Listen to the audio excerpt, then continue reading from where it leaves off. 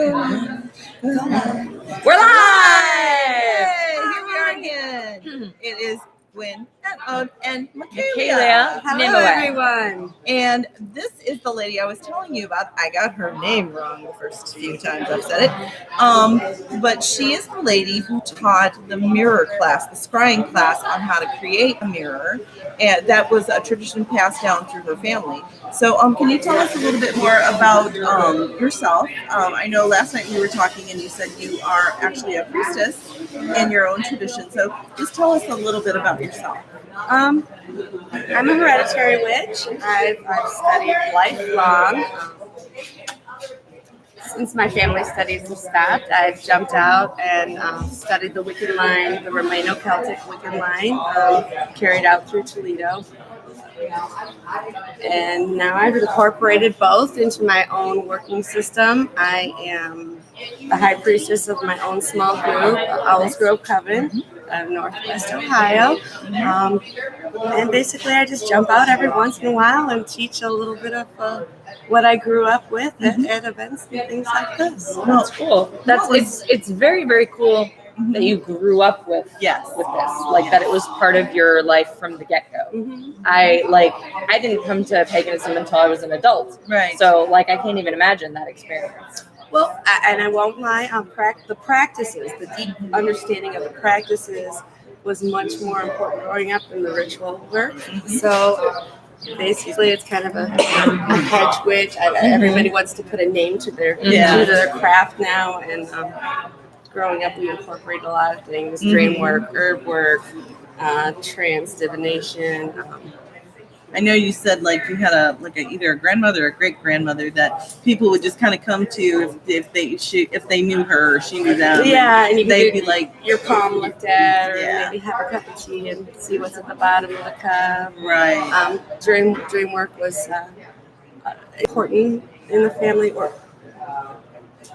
a catch, I guess. If you were prone to dreaming, you were prone to other things. And so I do a lot with the dream world work, astral travel and things like that.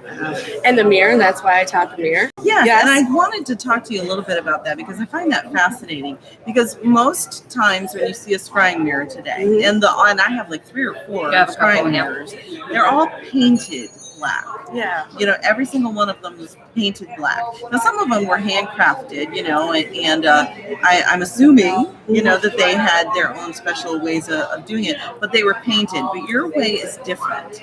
Yeah. This is resins and woods and woods. I think it's maybe a little bit older than spray paint itself. A little bit. I use a combination of herbs and resins to make the sheen, and egg whites to make the sheen on the top. But it's pitch. It's pitch from the smoke of the herbs. The herbs that are used are connective herbs. They're the herbs that are bringing out the connection to the divine within you, dream connections, psychic connections, intuition. Throw a little bit of protection in there just to make it your own. We've always added a little bit of copper or something that is even connected beyond that. Symbolism down in between the layers of the pitch. So what you're really doing is not just creating something you can use, because the scarring mirror, like we were talking last night, can be the face of your blackened foam. Right. Exactly. It's reflective, it's shiny, it's all a state of mind that you're getting yourself into. But when you create the piece you're looking into, you've also had that added connection of yourself, your work, your love, your honor, plus the strength and the energy that the herbs themselves bring to any project. Well, I thought too, also in the class, you mentioned you've even done this with skillets. Yes, because skillets don't break.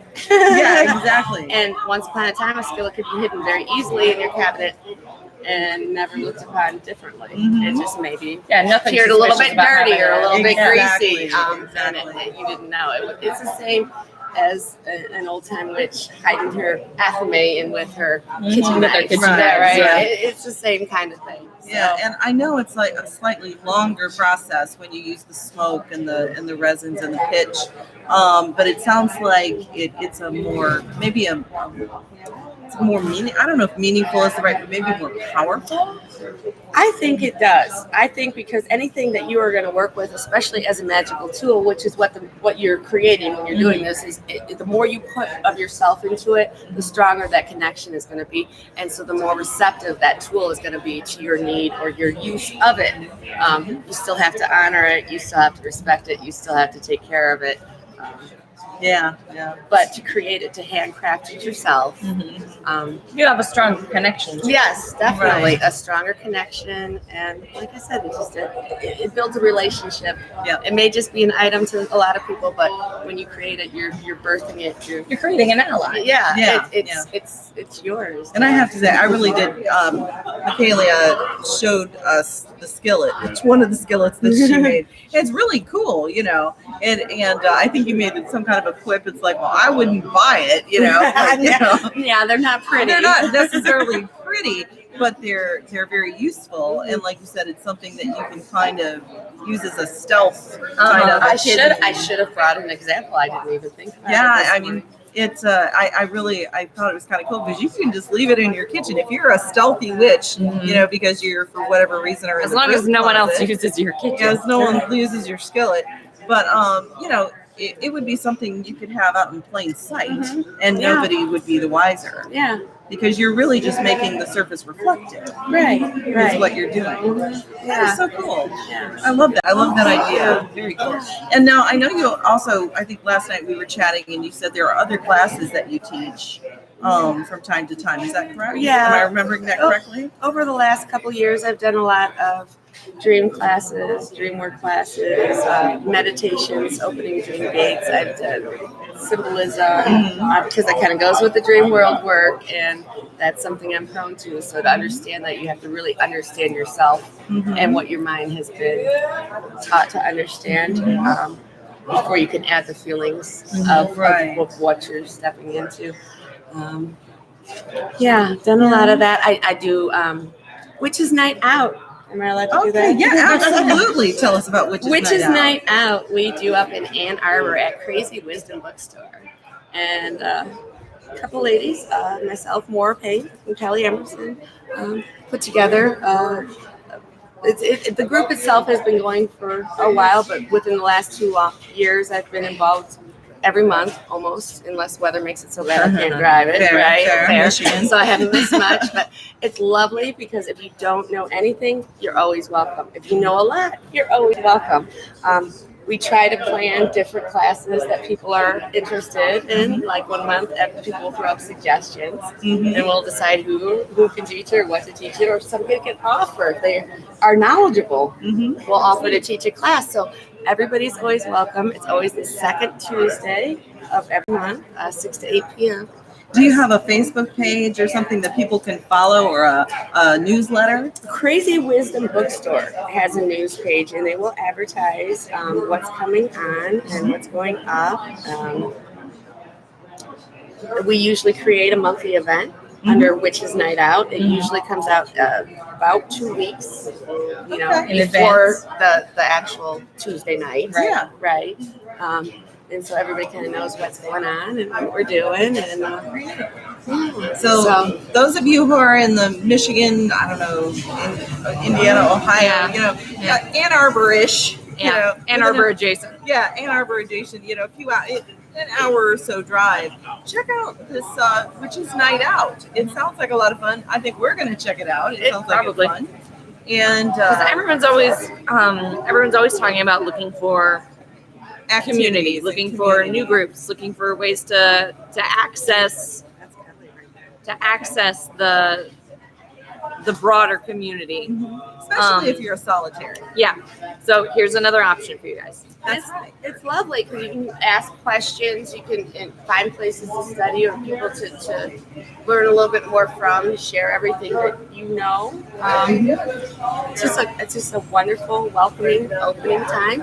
Plus, the tea room itself is wonderful. You can mix your own teas there. That's an advantage. That's an advantage. We're tea drinkers. Yeah, and they have a cabinet. They'll open the doors and you can blend your own blend. And so depending on how you're feeling, you can make the magic to fit the night. Nice. That is Very so nice. cool. That's a very cool idea. I like that.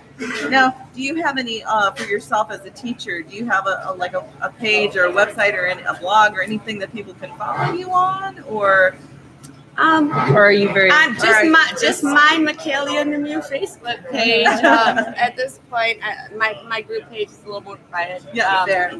So okay, well that's cool. Well, if you guys. Oh, no, good. Anybody's always free to hit me up with any questions at any time. So. There you go. Very cool. And because, we're talking to a high priestess here, she's got a lot of knowledge from both growing up as well as the tradition in which she is a part of. And then if you happen to see, I saw that. I did too. I'm like, I was ignoring your photo bomb. These people, I'm telling you. Now I lost my train of thought. Okay.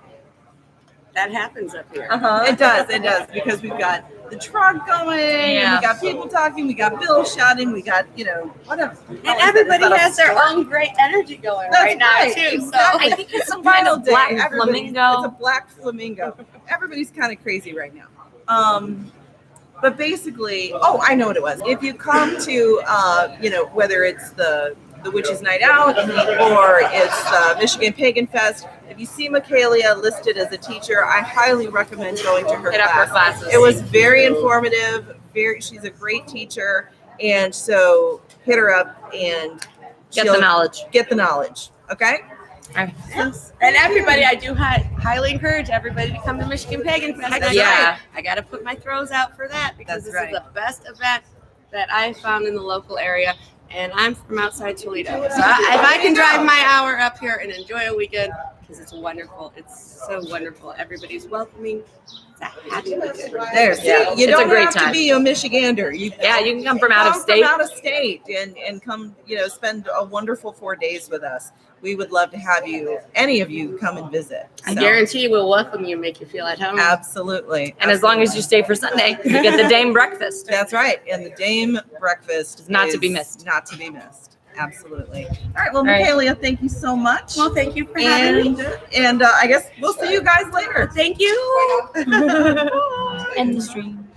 And ending. Press the button. And see, now my goofiness goes public.